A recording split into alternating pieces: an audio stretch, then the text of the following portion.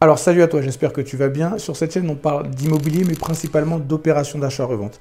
Et comme tu as pu le lire dans le titre, aujourd'hui, je vais faire quelque chose d'assez exceptionnel. Je vais aller acheter un appartement totalement devant toi. C'est dans le cadre de l'immersion parce que je prends des gens que je mets en immersion totale avec moi pour qu'ils voient une opération de marchand de biens, comment ça se passe.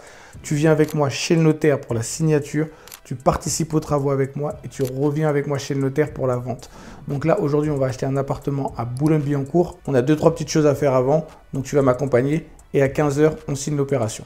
A tout de suite. Comme je te l'ai dit tout à l'heure, j'ai une signature très importante, c'est la signature d'un nouvel appartement. Mais avant ça, j'ai un rendez-vous qui est assez important auquel je vais te faire participer. Je revends un appartement dans quelques temps et le diagnostiqueur va venir pour pouvoir faire tous les diagnostics. Donc dans le cadre d'une vente d'appartement, tu le sais, les diagnostics sont obligatoires. Là, j'ai rendez-vous dans un autre bien que je possède. Je vais faire les diagnostics et après, on va à la signature chez le notaire. Et j'ai acheté plein de petits trucs qui sont, par exemple, des rideaux et tout. Pour t'aider à se projeter, c'est vraiment très important parce que quand tu vas chez un promoteur, je pense que tu as remarqué, il y a toujours un appartement témoin. Et l'appartement témoin, il est toujours décoré. C'est pas un hasard s'il décore l'appartement témoin, c'est pas un hasard s'il sent bon, c'est pas un hasard si tu as envie de te sentir bien dedans. Quand tu veux vendre un bien, c'est vraiment très important de faire les gens se projeter au maximum. Donc c'est pour ça que je décore les biens et que je les mets en condition d'être vendus. Et bien sûr, les diagnostics, je ne peux pas y échapper. Donc tout de suite, je t'emmène voir le diagnostiqueur. Et tu me diras ce que tu penses du bien par la même occasion. A tout de suite. Donc là, on est avec Abdel, le diagnostiqueur. Je prends souvent le même diagnostiqueur. Il est même dans la formation. C'est lui qui explique exactement comment améliorer votre lettre pour le DPE. Donc là, c'est lui qui va faire le DPE ici. Tous tes conseils, je les ai appliqués ici. Donc j'espère que j'aurai une bonne nouvelle. J'étais en G. J'ai isolé les combles. J'ai isolé tous les murs qui donnent vers l'extérieur. Les autres conseils que tu donnes, mais je ne vais pas les donner ici. Juste une chose, tu penses qu'on en a pour combien de temps à peu près pour le diagnostic ici? Depuis le début, on en a pour combien de temps? Pour moins d'une heure. Un peu moins d'une heure un diagnostic. Et ça coûte combien le diagnostic? Parce que les gens vont me demander. Un complet. Tout dépend de l'année de construction, de la surface. Pourquoi l'année de construction? Parce que plus le bien est ancien, plus il y a de diagnostic à faire. Et après la surface, évidemment. Donc concrètement, ça peut aller sur un bien récent, ça peut aller de 150 sur un studio jusqu'à une maison ancienne d'avant 1949 de 200 mètres carrés, ça peut aller jusqu'à 600 euros. Je disais que pour gagner en DPE, les travaux qui ont le plus d'impact, c'est l'isolation. Quitte à choisir entre isolation et changement des fenêtres, il n'y a pas photo. Mieux vaut opter pour une isolation des murs. Si vous n'avez pas le choix, j'isolerai les murs et je laisserai même le simple vitrage. Ça aura beaucoup donc plus en fait, quelqu'un qui garde du simple vitrage mais qui isole ses murs peut avoir un meilleur DPE. Que s'il changeait les fenêtres en laissant les murs pas En isolés. plus, souvent, isoler les murs, ça peut coûter moins cher Exactement. que changer les fenêtres. Donc, vaut mieux peut-être isoler les murs, laisser les fenêtres en simple vitrage, on aura un meilleur DPE. C'est ça. L'idéal, c'est de changer les deux. Oui, oui. Si on devrait faire un choix, isoler les murs. Voilà, c'est pour les gens qui n'ont pas les moyens de changer les deux, vaut mieux isoler les murs. Bon, là, ça va.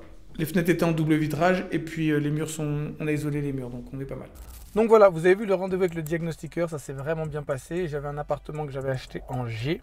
J'ai fait les recommandations qu'il m'avait faites et je suis passé de G à D, ce qui est vraiment une très très bonne note par rapport à là d'où on vient. C'était vraiment très difficile d'avoir une meilleure note parce que l'appartement, il est complètement entouré d'herse. On est au dernier étage et il n'y a pas de vis-à-vis, il n'y a pas de voisins. Les deux pignons sont vides, l'appartement est traversant. Donc, c'était vraiment dur d'avoir plus que D. Mais on a eu D, on a eu la meilleure note possible et ça, je suis vraiment très content. Là, on arrive, il est 14 h 48. Je déteste être en retard et je ne suis pas en retard. On arrive chez le notaire pour signer le prochain appartement. C'est l'appartement de Boulogne dans lequel je fais l'immersion. Et je vous amène avec moi chez le notaire. Vous allez tout voir. Alors juste pour vous dire, on va vérifier qu'au niveau de la mairie, le droit de préemption, la mairie n'achète pas.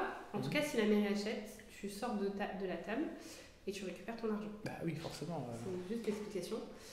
Parce que le droit du locataire prime sur toi, du coup. Pas de prêt, en tout cas pas de conditions suspensives. Ça veut dire que même si d'aventure tu fais un crédit, tu as le droit de financer comme tu veux.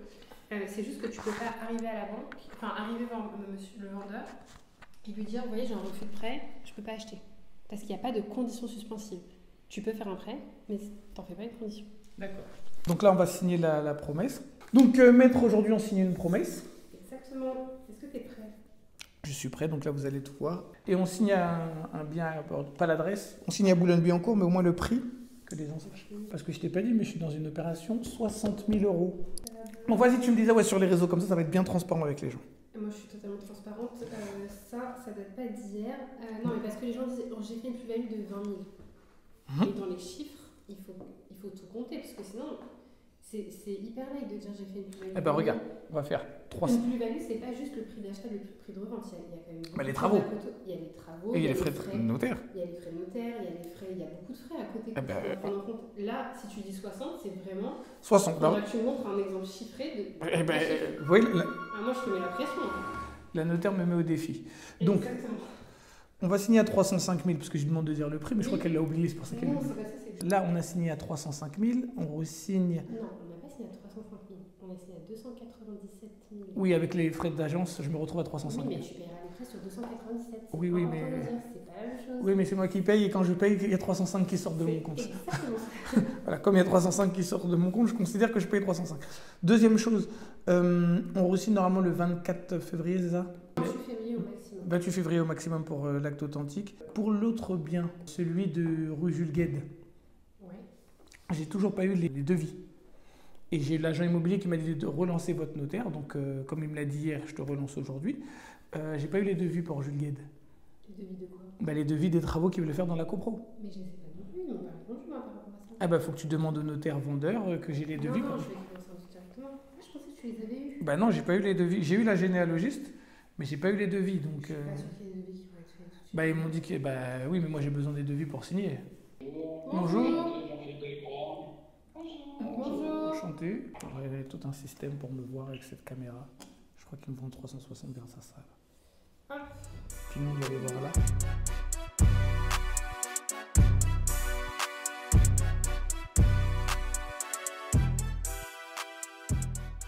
Donc voilà, on sort de chez le notaire. Je viens de signer la promesse de vente d'un nouvel appartement que je vais acquérir à Boulogne-Billancourt pour la somme de 305 000 €. J'espère que ce contenu t'a plu, qui t'a vraiment intéressé. Et si toi aussi tu veux être au cœur de l'action, sache que tu peux aussi y participer. Je fais maintenant des immersions totales. Je suis le seul formateur à faire ça pour une transparence vraiment complète. Parce que je pense que beaucoup de gens n'arrivent pas à réussir parce ils voient la formation, ils voient beaucoup d'images sur les réseaux, mais ils ne sont pas au cœur du truc. Là, tu m'accompagnes chez le notaire, donc tu vois vraiment comment ça se passe en signature. Tu m'accompagnes dans les rendez-vous avec l'artisan, donc tu vois ce que je choisis comme matériaux, ce que je ne choisis pas, ce que je fais pour pouvoir augmenter la valeur perçue du bien. Et tu m'accompagnes encore chez le notaire au moment de la vente du bien. Donc si tu es intéressé, je te mets le lien dans la bio pour l'immersion totale. Et j'espère que ça t'a plu de vraiment voir tout ce qui se passe dans une journée de marchand de biens qui achète un bien immobilier. Donc je te dis à bientôt, bye sur YouTube.